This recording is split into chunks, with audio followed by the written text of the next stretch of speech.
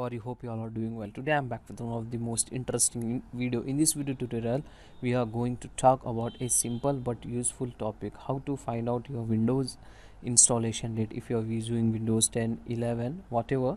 So I am going to show you how to exactly check when your Windows was installed on your PC. The information can be really helpful if you are planning to upgrade your PC. Okay, so for this guys, we are not going to use any extra third-party app software tool. So we are using built-in command prompt tool. Press Windows key button and here you need to search command prompt.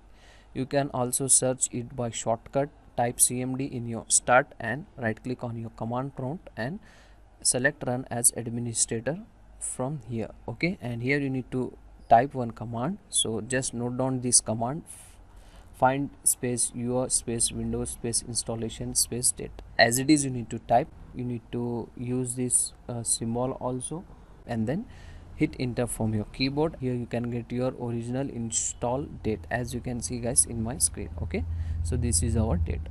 So that's it for today guys. The short and but very useful important video. Hope you enjoy this. If you enjoy, please guys like, share and subscribe. Thank you very much.